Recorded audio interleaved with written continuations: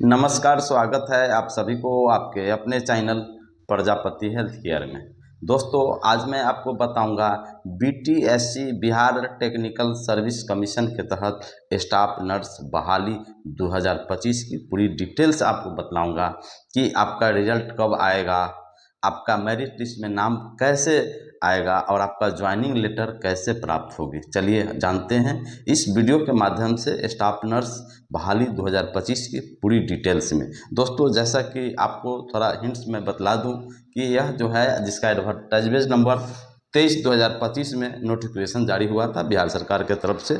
चूँकि staff nurse की बहाली काफ़ी लंबे समय के बाद बिहार में निकाली गई है, काफ़ी लोग इंतज़ार कर रहे थे, तो बिहार सरकार के तरफ से नोटिफिकेशन जारी हुआ 23/2025 में, ठीक है, जिसका अप्लाई जो है हुआ था 25 अप्रैल से लेकर के 13 मई 2025 को अप्लाई किया गया था, फॉर्म भरे थे, आवेदन किया गया था। कितने पदों पर? 11,389 पदों पर आवेदन हुआ था स्टाफ नर्स के लिए, ठीक है। अब हम इसमें योग्यता कौन है, योग्यता कौन हो सकता था?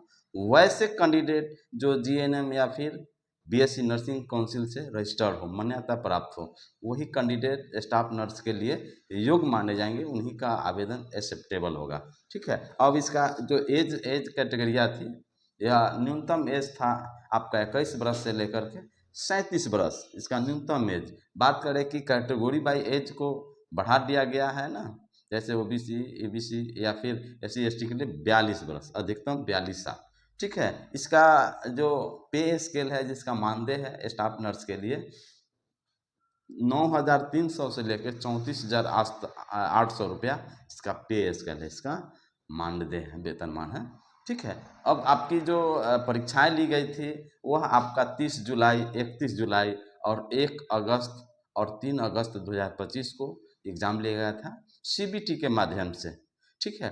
तो इसमें आपका पूछा गया था 100 सवालों का जवाब आपसे मांगा गया था सीबीटी के माध्यम से, और कुल मार्क्स कितने थे? 100 मार्क्स थे। और आपको समय कितने दिए गए? 2 घंटा समय आपको दिया गया था, यानी कि 120 सेकेंड में 100 सवालों का जवाब, जिसमें एक सवाल का जवाब देने पर, एक सवाल का जवाब देने पर 1 नंबर, इस तरह से 100 सवाल जवाब देते हैं तो 100 नंबर। लेकिन इसमें कुछ निगेटिव मार्किंग भी थे, है ना, इसमें कुछ निगेटिव मार्किंग भी थे। अब निगेटिव मार्किंग में क्या था कि अगर आप, उदाहरण के तौर पर मान लें कि अगर आप 100 सवाल का जवाब दिए, ठीक है, 100 सवालों में आपने 60 नंबर सही लाए, 60 सवाल सही दिए, 60 सवाल का आंसर में 60 नंबर आपके आ गया, ठीक है, तो आपने गलती कितना किए? 40 प्रश्न का जवाब आपने गलती दिया, तो इसमें नेगेटिव मार्किंग 0.25 था। इसका नेगेटिव मार्किंग कितना था? 0.25।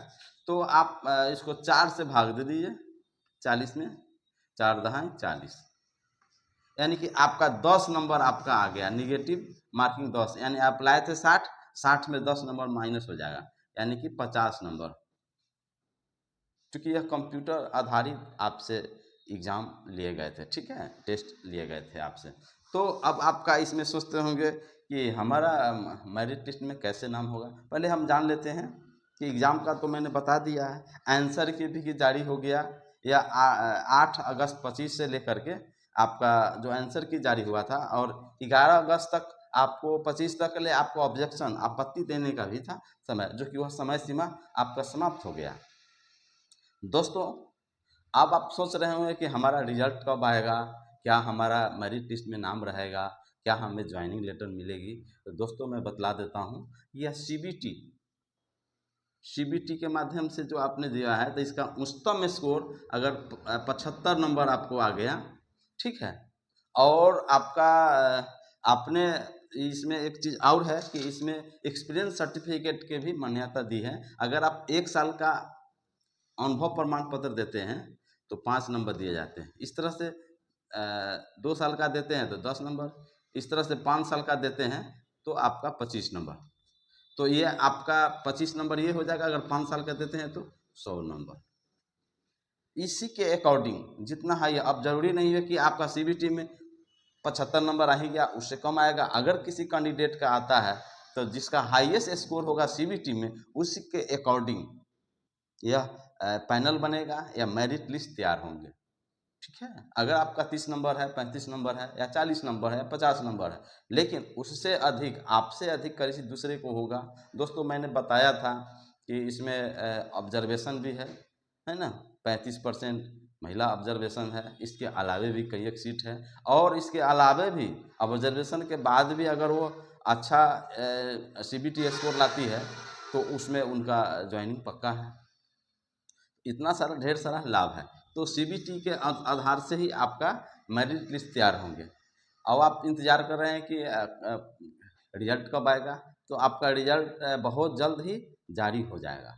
संभवतः अगस्त के लास्ट वीक में आपकी रिजल्ट आने की संभावनाएं हैं, या फिर सितंबर के फर्स्ट वीक में आपका रिजल्ट आ जाएगा। रिजल्ट आने के बाद ही मेरिट लिस्ट जारी किए जाएंगे, और मेरिट लिस्ट जारी होने वाले जिनका जिनका उन सूची में नाम होगा, उन्हीं को डॉक्यूमेंट वेरिफिकेशन के लिए बुलाया जाएगा। अगर उनमें अपना डॉक्यूमेंट्स में गलत पाया गया तो उन्हें इस नियोजन से रद्द भी किया जा सकता है, अगर उनका सर्टिफिकेट गलत हुआ तो। दोस्तों, और आपका एक्सपीरियंस का मैं आपको बतला दूं कि वैसे संस्था, अगर वह प्राइवेट संस्था है और वह बिहार सरकार या फिर जीएनएम, जितने भी संस्था है, सरकार से रजिस्टर्ड होना चाहिए हॉस्पिटल्स, है ना। वहाँ के जो आप देते हैं एक्सपीरियंस सर्टिफिकेट तो मान्यता दी जाएगी, या फिर सरकारी स्कूल का सरकारी हॉस्पिटल्स का कार्यानुभव प्रमाण पत्र देते हैं तो अति उत्तम है, अति फायदा है ना। ठीक है, तो ये आपको होगा। अब आप सोचते होंगे कि मैं तो बिहार से बाहर का हूँ, झारखंड का हूँ, उत्तर प्रदेश का हूँ, हरियाणा का हूँ, पंजाब का हूँ, तो किसी भी राज्यों का कोई भी कैंडिडेट अगर उनका सर्टिफिकेट, है ना, जीएनएम नर्सिंग या फिर बीएससी नर्सिंग काउंसिल से रजिस्टर्ड है, तो वह सही माने जाएंगे, और उनको भी इसमें सीबीटी में लाते हैं नंबर, तो उनका भी वरीयता दी जाएगी और उनका भी ज्वाइनिंग होगी। अनुभव प्रमाण पत्र में भी सेम, कहीं भी राज्य को हो, लेकिन मान्यता प्राप्त संस्थाओं का होना चाहिए, हॉस्पिटल्स का होना चाहिए। मेरिट लिस्ट जब जारी होंगे, रिजल्ट जब जारी होंगे तब मेरिट लिस्ट आपका जारी होगा। तो मेरिट लिस्ट में वैसे कैंडिडेट का जारी होगा जिसका सीबीटी स्कोर हाईएस्ट होगा, अच्छा होगा। ठीक है, उसके बाद आपका मेरिट लिस्ट के बाद क्या होगा, डॉक्यूमेंट्स वेरिफिकेशन होगा। डॉक्यूमेंट्स वेरिफिकेशन होगा। डॉक्यूमेंट्स वेरिफिकेशन में डॉक्यूमेंट्स क्या क्या चाहिए, मैट्रिक का चाहिए, है ना, मैट्रिक का मार्कशीट प्लस मैट्रिक का सर्टिफिकेट। ठीक है, मार्कशीट प्लस मार्कशीट चाहिए प्लस सर्टिफिकेट चाहिए। और दूसरा है इंटर, उसमें भी मार्कशीट चाहिए प्लस सर्टिफिकेट चाहिए। ठीक है, और तीसरा है दोस्तों, जो जीएनएम या फिर बीएससी नर्सिंग काउंसिल से रजिस्टर्ड प्राप्त जो आपका सर्टिफिकेट है, वो सर्टिफिकेट चाहिए। वो सर्टिफिकेट जीएनएम या फिर बीएससी नर्सिंग का जो सर्टिफिकेट है, जीएनएम या फिर बीएससी नर्सिंग का सर्टिफिकेट प्लस मार्कशीट। ठीक है, चौथा है दोस्तों वोटर आई कार्ड, या फिर आधार, या फिर पैन कार्ड, तीनों में से कोई एक चाहिए, या फिर तीनों भी आप रख सकते हैं। इसके बाद जो है से कि अगला है कि आपने जो एग्ज़ाम दिए हैं, एडमिट कार्ड आपके पास होगा ही, तो एडमिट कार्ड आप रखें। एडमिट कार्ड हो सकता है कि आपको खोजे जाएंगे। ठीक है,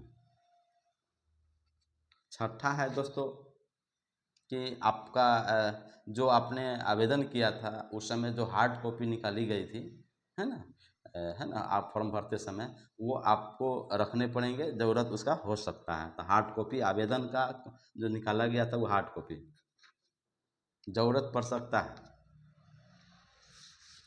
दोस्तों। अगला है दोस्तों कि आपका फ़ोटो, पासपोर्ट साइज फ़ोटो चाहिए, जिसमें आपका हस्ताक्षर, जो आपने आवेदन करते समय जो हस्ताक्षर किया है वही हस्ताक्षर आपको मैच करना चाहिए। ठीक है, वो हस्ताक्षर चाहिए। इस तरह से और भी कई एक हैं, जैसे हाँ, जाति प्रमाण पत्र देने होंगे, आप किस कास्ट से बिलोंग करते हैं उसका लाभ आपको मिलेगा। तो जाति प्रमाण पत्र चाहिए। 9वां नंबर है आवासीय प्रमाण पत्र चाहिए। आवासीय यानी कास्ट सर्टिफिकेट, सॉरी, आवासीय रेसिडेंशियल प्रूफ है ना, आवासीय प्रमाण पत्र चाहिए। ठीक है।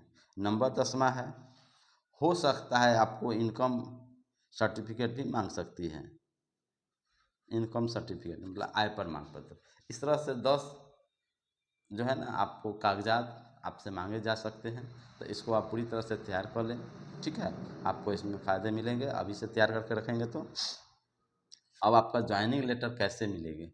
जब आपका डॉक्यूमेंट्स वेरिफिकेशन होगा और आपने सीबीटी में अच्छा नंबर लाया है, आपका मेरिट लिस्ट में नाम है, तो ज्वाइनिंग लेटर पक्का है, एकदम फाइनल सिलेक्शन होगा और आपको ज्वाइनिंग लेटर दिया जाएगा। बशर्ते कि डॉक्यूमेंट वेरिफिकेशन के दौरान कोई कागजात गलत नहीं पाया जाए तो। ये थी दोस्तों बीटीएससी स्टाफ नर्स बहाली 2025 की। ठीक है, वीडियो कैसा लगा लाइक कमेंट्स करें, वीडियो पसंद आता है तो शेयर जरूर करें। और आप सभी को धन्यवाद।